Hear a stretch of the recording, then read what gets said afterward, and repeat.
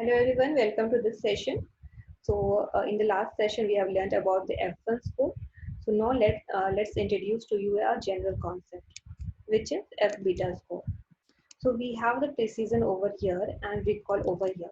Okay, and there is F1 score somewhere in the middle, which gives importance to both of them. Okay, if any of them is smaller, it raises a flag, but it treats both of them as same. So now let's say we have a model that care more about the precision than a recall. So we want the score which is closer to the precision. So we can say F0.5 score, where the zero point 0.5 is a beta. Smaller the beta, more towards the precision we get. Now, if we have the model which care more about the recall, then we want the score towards the recall. So we can take the beta as a higher value. Okay, that is F2 score. Okay, here beta is 2. So as we know, the formula of the F1 score is 2 into precision into recall by precision A plus recall. So the generalized formula for F beta is over here. So now if you want to calculate the beta for credit card, for example, so we know that in this model, we need a high recall.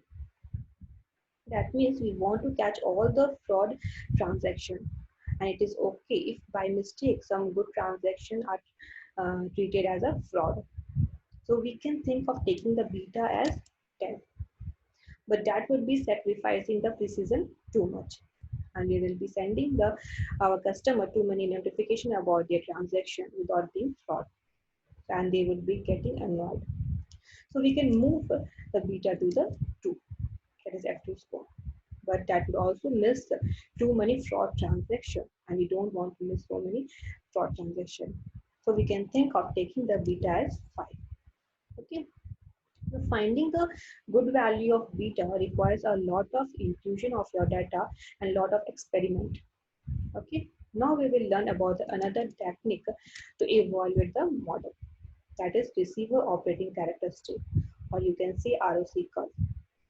So consider this point in one dimension, and we want to find the correct split. So we can split anywhere on the line. All of them are the good split.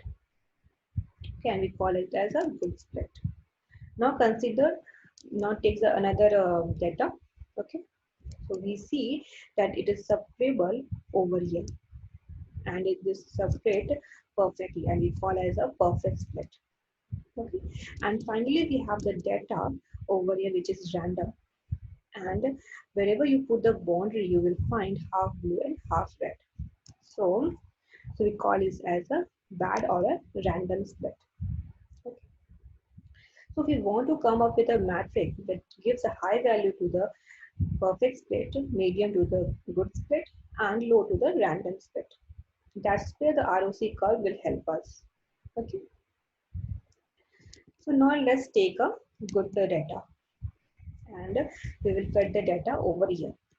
Okay, now we will calculate the two ratio. First ratio is true positive rate. Okay, which means out of all the positively labeled points, how many did we classify correctly? That means total number of the true positive divided by the total number of positively labeled points. Here blue point is a positive point, and this reason is positively reason, and this red is for negative points, and this reason is negative reason. Okay. So here we see that this is 7 of them are the positively point, and 6 of them have been correctly placed in the positive side. So it will be 6 by 7, that is 0.857. Okay. Another ratio is false or positive rate, which means out of all the negatively point, how many of them model incorrectly classify as positive.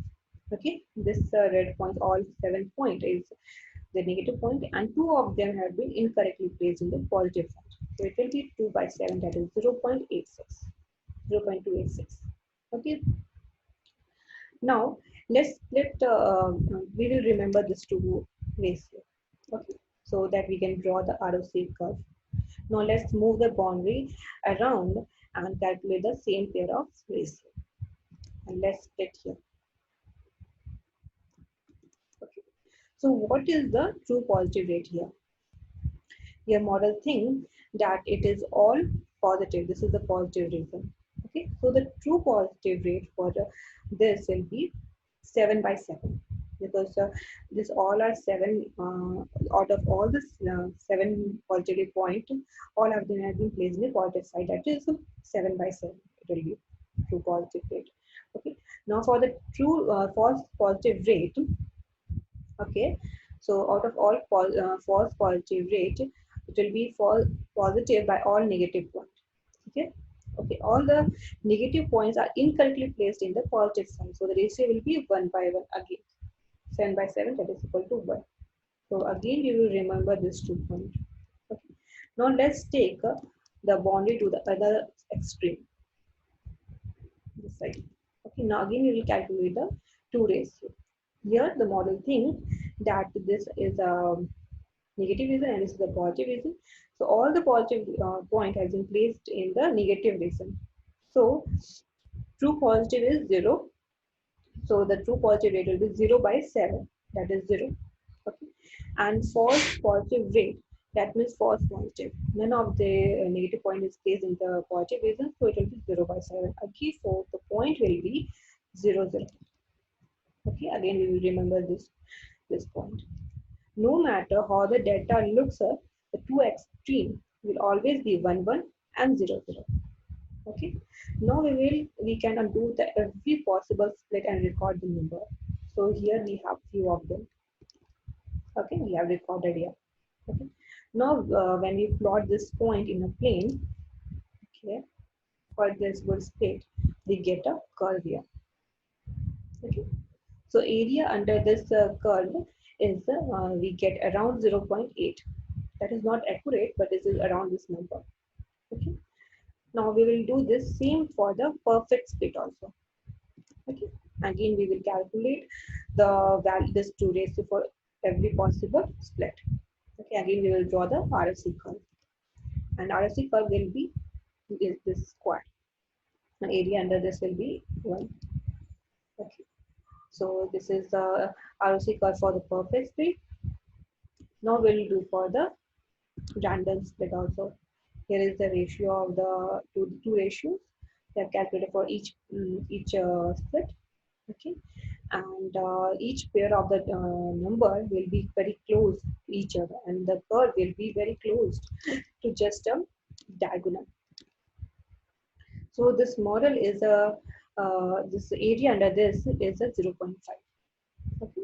So to summarize, we have the random data which is hard to split, and another is another is some pretty good data which is can be split well, make some error. Okay. Okay. Okay. So to summarize, we have the random data here. Okay. This is a random which is very hard to split. Another is some pretty good data which can be split well, making some error.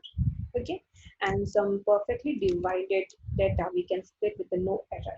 Okay, and each one is associated with a curve, and area under the curve are close to the 0.5 for the random model, and which is close to the 1 for the good split. This is maybe around 0.8 for the good model, and 1 for the perfect model.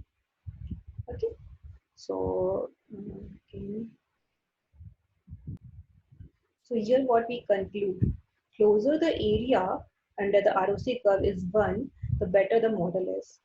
Okay. So now you might be thinking that area under the ROC curve can be less than the 0.5 or not. And answer is yes.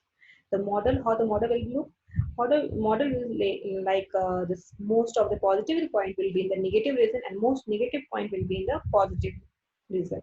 Okay. So till now you have seen the matrix to evaluate the classifier model. Now we will learn the matrix to evaluate the regression model. Okay. So this is the first one, which is the mean absolute error.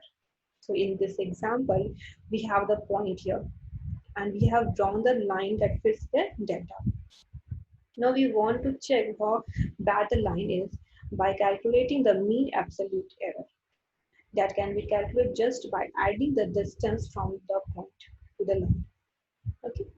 So mean absolute error can be easily calculated using the sklearn module, okay, in the program. For example, we have created the linear regression classifier, okay, and then we have fit the data to it, and we predict the data, predict the value of y using the predict function, okay, and finally we have calculated the mean absolute error by this function, okay.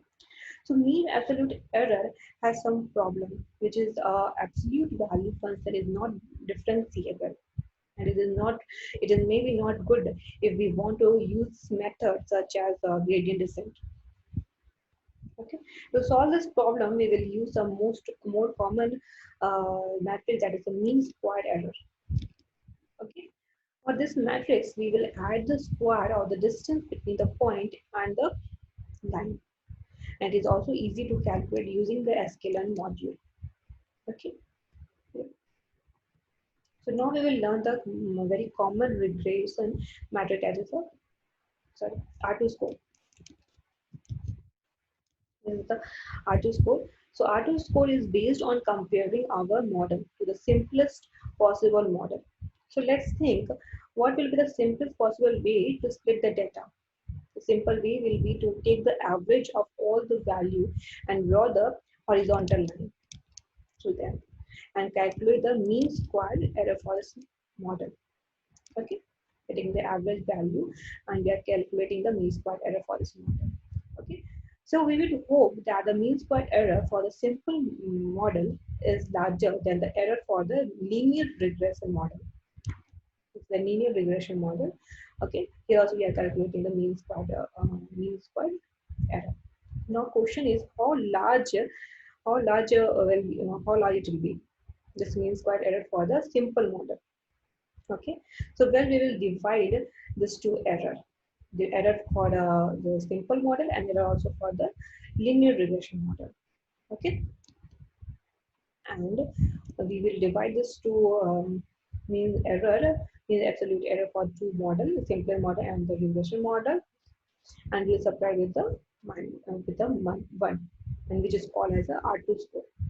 Okay, so if the model is not good, then this two error would be similar, and this quantity will be equal to the 1, and R2 will be close to the 0. Now if the model is good, okay, then the mean squared error for the linear regression should be smaller than the mean squared error for the simple model, and therefore the ratio should be smaller, okay, and R2 score will be close to the 1. Okay, so in conclusion, R2 is, if the R2 score is close to the 1, then the model is good, and if it is close to the 0, then the model is not much better. So R2 score is very easy to calculate using the scalar with the R2 score function. Okay, this is the R2 score function. You can calculate using this function. Okay, so that's all for this video. Thanks for watching this video.